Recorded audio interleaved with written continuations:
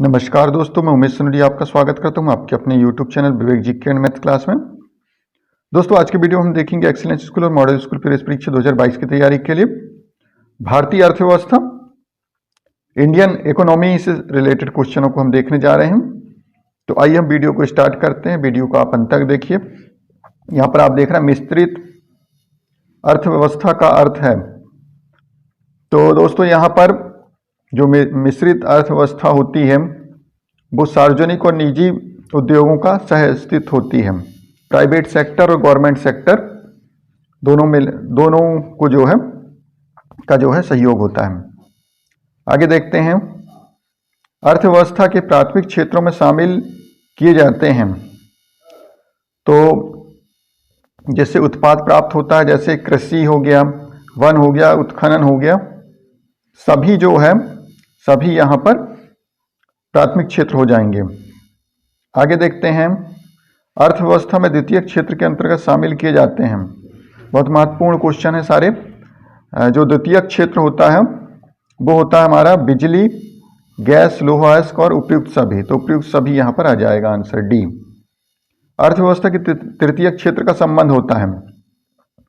तो तृतीय क्षेत्र का संबंध परिवहन, व्यापार, डाक सेवा। तो उपयुक्त सभी आ जाएगा, डी आ जाएगा यहाँ आंसर। आगे देखते हैं, सेवा क्षेत्र अर्थव्यवस्था के किस क्षेत्र को कहा जाता है। तो जो सेवा क्षेत्र है, सेवा क्षेत्र आता है हमारा तृतीयक क्षेत्र में।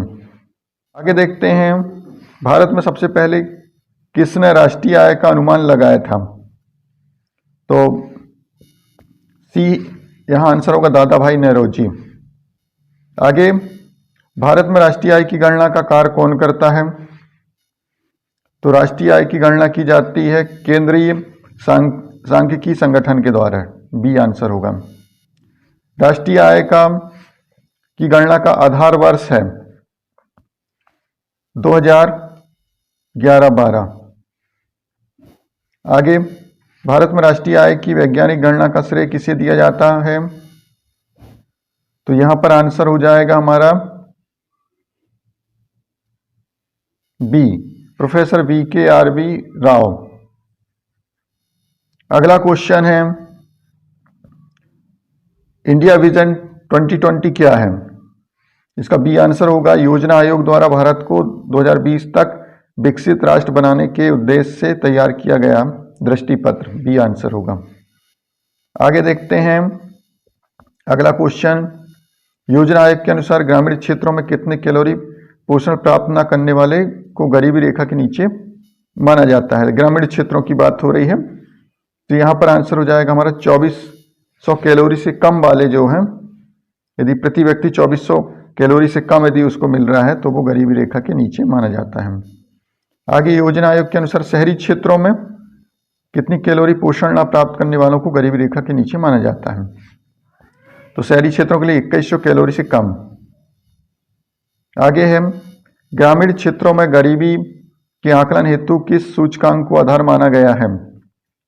तो यहां पर है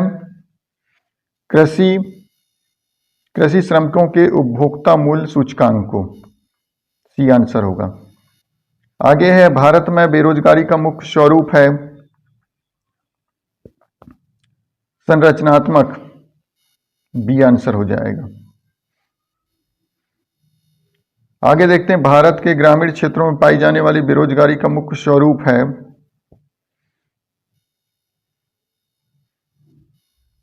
प्रच्छन्न। ये आंसर हो जाएगा। आगे देखते हैं, अंत्योदय कार्यक्रम का उद्देश्य क्या था। डी आंसर होगा, गरीबों में सबसे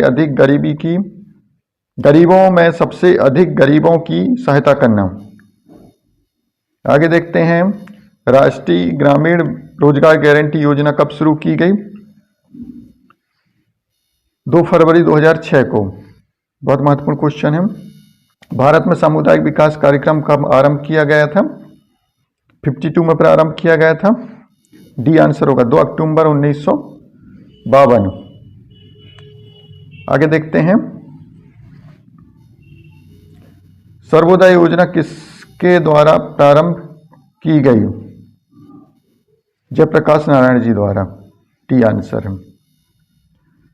भारत में पहली पंचवर्षीय योजना कब शुरू की गई थी? 1951। आगे देखते हैं, बी आंसर होगा। आगे देखते हैं यहां, प्रथम पंचवर्षीय योजना का मुख्य बल किस क्षेत्र पर था? तो यहां पर आंसर होगा कृषि पर। ये आंसर हो जाएगा। अगला क्वेश्चन हम यहां पर देख रहे हैं, राष्ट्रीय विकास परिषद का पदेन अध्यक्ष होता है? तो यहां पर आंसर हो जाएगा प्रधानमंत्री। अगला क्वेश्चन हम यहां पर देख रहे हैं, द्वितीय पंचवर्षीय योजना विकास के किस मॉडल पर आधारित थी? तो यहां पर आंसर बी हो जाएगा, पीसी महालनोबिस मॉडल पे आधारित थी। बी यहां पर आंसर हो जाएगा दोस्तों, बी। आगे, द्वितीय पंचवर्षीय योजना किस क्षेत्र के विकास पर सर्वाधिक बल दिया गया? तो यहां पर उद्योगों पर। सी आंसर होगा। निम्नलिखित में से किस इस्पात कारखाने की स्थापना द्वितीय पंचवर्षीय योजना के दौरान की गई? तो यहां पर आंसर हो जाएगा दोस्तों 25 का डी। द्वितीय पंचवर्षीय योजना में भिलाई, राउरकेला, दुर्गापुर सभी में स्थापित किए गए। डी आंसर होगा। अगला क्वेश्चन है, योजना अवकाश काल किस अवधि को माना जाता है? तो यहां पर है 66 से लेकर के 69 तक, 66 से 69 तक। सी आंसर होगा। आगे, निम्नलिखित में से किस योजना के दौरान भारत में हरित क्रांति का आगमन हुआ? तो यहां पर हम देख सकते हैं योजना अवकाश काल के दौरान जो है हरित क्रांति की शुरुआत हुई थी। आगे, बोकारो इस्पात संयंत्र की स्थापना किस योजना के दौरान की गई? 28 का सी, चतुर्थ योजना के दौरान। 1 रुपए के नोट पर किसके हस्ताक्षर होते हैं? तो यहां पर वित्त सचिव के हस्ताक्षर होते हैं। बाकी सभी नोटों में रिजर्व बैंक के गवर्नर का साइन होते हैं। फिर अगला है, ग्रेसम का नियम निम्नलिखित में से किससे संबंधित है? तो 30 का यहां सी आ जाएगा, मुद्रा के प्रचलन से। ग्रेसम का नियम। गरीबी हटाओ का नारा किस पंचवर्षीय का है? तो यहां पर है 5वीं पंचवर्षीय। सी आंसर हो जाएगा। आगे देखते हैं, आत्मनिर्भरता की प्राप्ति को सर्वप्रथम किस योजना का मुख्य उद्देश्य निर्धारित किया गया था? तो 32 का ए हो जाएगा, 4थी पंचवर्षीय योजना। ट्राइसेम कार्यक्रम किससे संबंधित है? तो यहां पर है बी, स्वरोजगार हेतु ग्रामीण युवकों के लिए। आगे देखते हैं, निम्नलिखित में से प्रत्यक्ष कर है? 34 का हो जाएगा सभी, आयकर, संपत्ति कर, उपहार कर, सभी जो है प्रत्यक्ष कर हैं। आगे देखते हैं, निम्न में से केंद्र सरकार द्वारा लगाए जाने वाले कर हैं? तो सीमा शुल्क, निगम शुल्क, आयकर शुल्क, सभी। डी आंसर होगा। आगे देखते हैं, बिक्री कर कौन लगाता है? तो बिक्री कर लगाता है राज्य सरकारें। बी आंसर होगा। फिर निम्न में से अप्रत्यक्ष कर, उत्पाद शुल्क, सीमा शुल्क, तट कर, सभी जो है आ जाएगा 37 का। आगे देखते हैं, निम्न में से राज्य सरकार द्वारा लगाए जाने वाले कर हैं? 38 का डी हो जाएगा, सभी। भू राजस्व, मनोरंजन कर और पथ कर, सभी जो है राज्य सरकार लगाती। आगे, जीएसटी किस प्रकार का कर है? तो जीएसटी है अप्रत्यक्ष कर। ये आंसर हो जाएगा। भारत में जीएसटी कब लागू हुआ? महत्वपूर्ण क्वेश्चन है। 1 जुलाई 2017 को। आगे देखते हैं, निम्न में से किस समिति की संस्तुति पर भारत में वैट लागू किया गया? तो यहां पर आंसर होगा हमारा एल के झा समिति। बी आंसर होगा। निम्न में से प्रत्यक्ष कर है? इसमें प्रत्यक्ष कर है निगम कर। ए आंसर होगा। भारत में आर्थिक सर्वेक्षण सरकारी तौर पर प्रकाशित किया जाता है? 43 का सी, वित्त मंत्रालय द्वारा।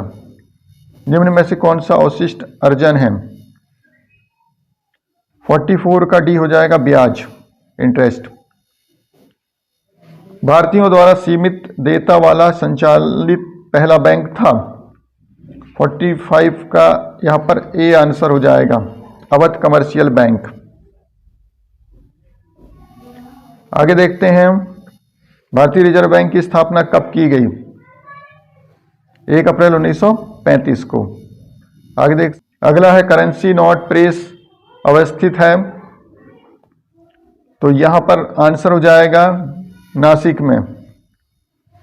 आगे देखते हैं, और मध्य प्रदेश में देवास पे जो है नोट छपाई होती है। आगे देखते हैं स्टेट बैंक ऑफ इंडिया का राष्ट्रीयकरण कब किया गया? 1 जुलाई 1955 को। आगे देखते हैं भारतीय रिजर्व बैंक का मुख्यालय है मुंबई में। भारतीय जीवन बीमा निगम स्थापित कब की गई? LIC की स्थापना की गई थी सितंबर 1956 को। ये आंसर हो जाएगा। निम्न में से कौन सी संस्था शेयर बाजार पर नियंत्रण रखती है? यहां पर आंसर हो जाएगा सेबी। मुंबई स्टॉक एक्सचेंज का सूचकांक है 53 का ए, सेंसेक्स। ये आंसर हो जाएगा। आगे भारतीय लघु उद्योग विकास बैंक सिडबी का मुख्यालय कहां स्थित है? लखनऊ में। नरसिंहम समिति का संबंधित है बैंकिंग सुधार से, ए आंसर होगा। बुल एवं बियर शब्द संबंधित है शेयर बाजार से, ये आंसर होगा।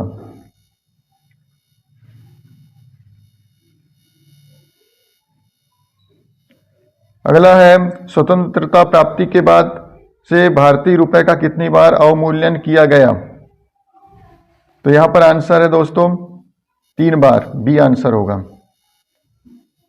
देश में कृषि एवं ग्रामीण विकास हेतु वित्त उपलब्ध कराने वाली सर्वोच्च संस्था है नाबार्ड, डी आंसर होगा। भारत में सर्वप्रथम बैंकों का राष्ट्रीयकरण 19 जुलाई 1969 को किया गया। इस समय कितने बैंकों का राष्ट्रीयकरण किया गया था? तो 59 का सी आंसर होगा, 14 बैंकों का। भारत में जनसंख्या विभाजक वर्ष माना जाता है बी 1911 और 1921। 1911 से 1921 के बीच के समय को विभाजक दशक माना जाता है, आगे है 2011 की जनगणना के अनुसार ग्रामीण जनसंख्या का सर्वाधिक प्रतिशत भारत के किस राज्य में है? तो इसका आंसर होगा हिमाचल प्रदेश। आगे देखते हैं निम्नलिखित में से निम्नतम लिंगानुपात वाला राज्य है? तो यहां पर आंसर होगा हमारा हरियाणा, और सबसे ज्यादा लिंगानुपात केरल में। आगे भारत का सबसे विरल जनघनत्व वाला राज्य, सबसे कम जनघनत्व वाला राज्य है अरुणाचल प्रदेश। आगे है निम्नलिखित में से किस प्रदेश में सर्वाधिक अनुसूचित जनजाति निवास करती है? 64 का सी, मध्य प्रदेश। आगे भारत के किस राज्य में महिला साक्षरता न्यूनतम है? 65, बिहार में। और सबसे साक्षर राज्य की बात करें तो सबसे साक्षर राज्य है केरला। आगे भारत में सर्वाधिक गरीबों की संख्या किस राज्य में है? 66 का ये, उत्तर प्रदेश। आगे देखते हैं साक्षरता दर की गणना के लिए आयु की सीमा 67 का सी, 7 वर्ष से ऊपर।